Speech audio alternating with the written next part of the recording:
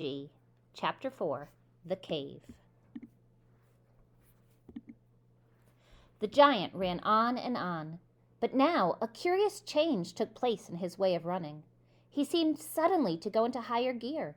Faster and faster he went, and soon he was traveling at such a speed that the landscape became blurred.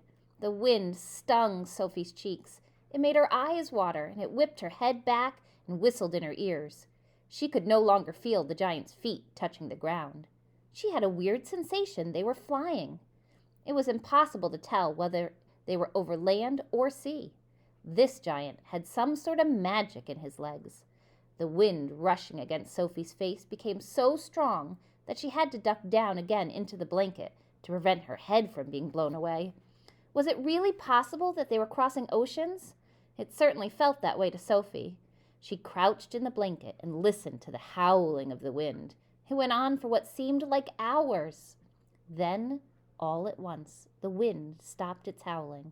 The pace began to slow down. Sophie could feel the giant's feet pounding once again over the earth. She poked her head up out of the blanket to have a look. They were in a country of thick forest and rushing rivers. The giant had definitely slowed down and was now running more normally, although normal was a silly word to use to describe a galloping giant. He leapt over a dozen rivers. He went rattling through a giant forest, then down into a valley, and up over a range of hills as bare as concrete. And soon he was galloping over a desolate wasteland that was not quite of this earth. The ground was flat and pale yellow. Great lumps of blue rock were scattered around, and dead trees stood everywhere like skeletons. The moon had long since disappeared, and now the dawn was breaking. Sophie, still peering out from the blanket, saw suddenly ahead of her a great craggy mountain. The mountain was dark blue, and all around it the sky was gushing and glistening with light. Bits of pale gold were flying among delicate, frosty white flakes of cloud, and over to one side of the rim the morning sun was coming up as red as blood. Right beneath the mountain, the giant stopped. He was puffing mightily. His great chest was heaving in and out. He paused to catch his breath. Directly in front of them, lying against the side of the mountain, Sophie could see a massive round stone. It was as big as a house. The giant reached out and rolled the stone to one side as easily as if it had been a football. And now, where the stone had been, there appeared a vast black hole. The hole was so large the giant didn't even have to duck his head when he went in. He strode into the black hole, still carrying Sophie in one hand, the trumpet and the suitcase in the other. As soon as he was inside, he stopped and turned and rolled the great stone back into place so that the entrance to his secret cave was completely hidden from the outside.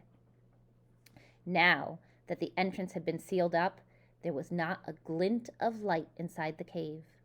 All was black. Sophie felt herself being lowered to the ground. Then the giant let go of the blanket completely. His footsteps moved away, and Sophie sat there in the dark, shivering with fear. "He's getting ready to eat me," she told herself. "He will probably eat me raw, just as I am. Or perhaps he will boil me first. Or he will have me fried. He will drop me like a rasher of bacon into some gigantic frying pan sizzling with fat." A blaze of light suddenly lit up the whole place. Sophie blinked and stared. She saw an enormous cavern with a high, rocky roof. The walls on either side were lined with shelves, and on the shelves there stood row upon row of glass jars. There were jars everywhere. They were piled up in the corners. They filled every nook and cranny of the cave. In the middle of the floor there was a table 12 feet high and a chair to match. The giant took off his black cloak and hung it against the wall. Sophie saw that under the cloak he was wearing a sort of collarless shirt and a dirty old leather waistcoat that didn't seem to have any buttons. His trousers were faded green and were far too short for it in the legs. On his bare feet he was wearing a pair of ridiculous sandals that for some reason had holes cut along each side, with a large hole at the end where his toes stuck out. Sophie, crouching on the floor of the cave in her nightie, gazed back at him through thick steel-rimmed glasses. She was trembling like a leaf in the wind, and a finger of ice was running up and down the length of her spine. "Ha!" shouted the giant, walking forward and rubbing his hands together. "What has got here?" His booming voice rolled around the walls of the cave like a burst of thunder.